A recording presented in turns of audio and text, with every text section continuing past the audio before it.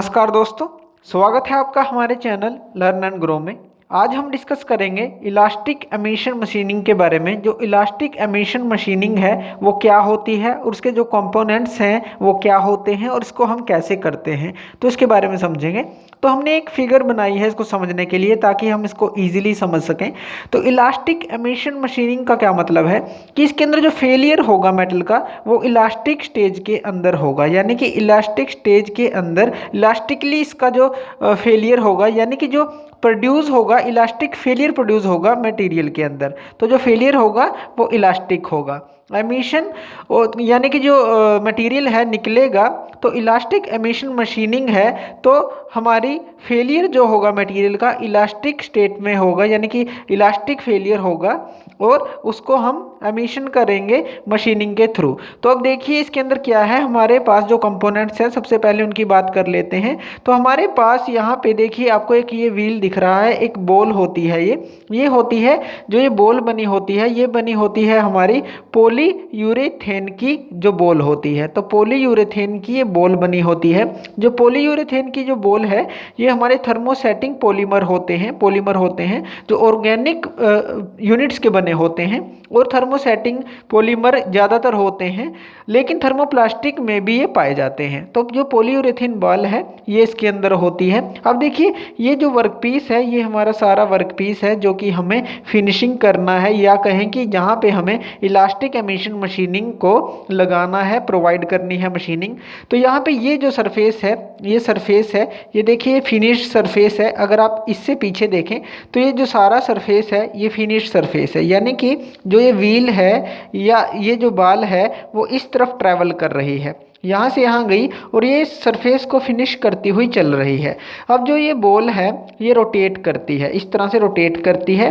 इसके ऊपर जो है हम प्रेशर लगा सकते हैं, यानी कि इसके ऊपर जो है मशीनिंग प्रेशर हम जितना चाहे अकॉर्डिंग टू रिक्वायरमेंट इस पर अप्लाई कर सकते हैं। तो जो ये पॉलीयूरेथेन बाल है ये रोटेट भी करेगी और इस तरफ भी चलेगी, और इसको नीचे हम जो प्रेशर अप्लाई करते रहेंगे जो भी हमें रिक्वायरमेंट है। अब देखिए इन दोनों के बीच में जो ये फिनिश सरफेस है जो वर्कपीस है और इस पॉलीयूरेथेन बाल के बीच में हमारा होगा लिक्विड मीडियम होगा इन दोनों के बीच में।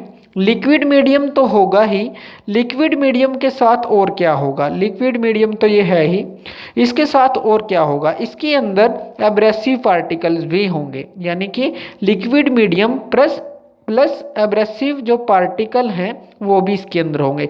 तो इस लिक्विड मीडियम के अंदर अच्छी तरह से वो बिखरे होंगे। तो यहाँ पे तो जैसे ही ये रोटेट करेगा, जैसे ही आप प्रेशर इसके ऊपर अप्लाई करेंगे तो जैसे रोटेट करेगा तो ये जो पोर्शन है इसका जो स्मॉल पोर्शन है जो पॉलीयूरेथेन बाल का है ये इनके कांटेक्ट में आएगा एब्रेसिव पार्टिकल्स के। और जैसे ही एब्रेसिव पार्ट इनके बीच में जो गैप बना रहेगा थोड़ा सा बिल्कुल मान्यूट सा गैप होगा, और उससे क्या होगा कि जो ये एब्रेसिव पार्टिकल्स हैं वो टकराएंगे इसके सरफेस पे। जैसे ही जो बॉल है उनको एक काइनेटिक एनर्जी प्रोवाइड कर देगी, उनको वेलोसिटी के साथ इसके ऊपर स्ट्राइक करवाएगी जो कि सरफेस है। तो जैसे ये सरफेस पे स्ट्राइक करते रहेंगे तो जो ये हमारा पोर्शन है ये कोलाइड करेगा एब्रेसिव पार्टिकल के साथ, एब्रेसिव पार्टिकल कोलाइड करेंगे जो स्ट्राइक करेंगे इस सरफेस के साथ, जिससे क्या होगा यहाँ पे इलास्टिक फेलियर प्रोड्यूस होगा। तो यहाँ पे क्या होगा, इलास्टिक फेलियर जो है मटेरियल का प्रोड्यूस होगा। इलास्टिक फेलियर यानी कि इसको आप क्या कह सकते हैं, एटॉमिक यूनिट जो मटेरियल प्रोसेसिंग भी बोल सकते हैं कि ये सीधा जो है एटॉमिक लेवल पे काम करता है, तो इसलिए इसको आप एटॉमिक यूनिट मटेरियल प्रोसेसिंग भी बोल सकते हैं। ये जो प्रोसेस होती है बेटर देन ग्राइंडिंग होती है, क्यों, क्योंकि ये एटॉमिक स्केल पे काम करती है विदाउट जो क्रिस्टल लोकेशन है और क्रैक आए बिना। तो अच्छी एक प्रोसेस है, अच्छी तरह से ये काम करती है। और जो इसके अंदर इलास्टिक फेलियर होता है इसका क्या मतलब है कि जो बॉडी है वो रिकवर नहीं कर पाती अपना ओरिजिनल साइज, इसलिए इसको इलास्टिक फेलियर बोला गया है। एटॉमिक लेवल पे ये काम करती है। तो इस तरह से जब ये व्हील है जो ये बाल है आगे चलता रहेगा और इस तरह से एक फिनिश्ड सरफेस हमें देता रहेगा, और जो हमारा मटेरियल है वो इस तरह से इलास्टिक फेलियर हो के रिमूव होता रहेगा। तो एक काफ़ी अच्छी फिनिशिंग प्रोसेस आप इसको बोल सकते हैं। तो ये थी इलास्टिक एमिशन मशीनिंग। तो थैंक यू वीडियो देखने के लिए, और ज़्यादा अपडेटेड वीडियोज़ के लिए आप हमारे चैनल लर्न एंड ग्रो पे हमें सब्सक्राइब कर सकते हैं। Thank you.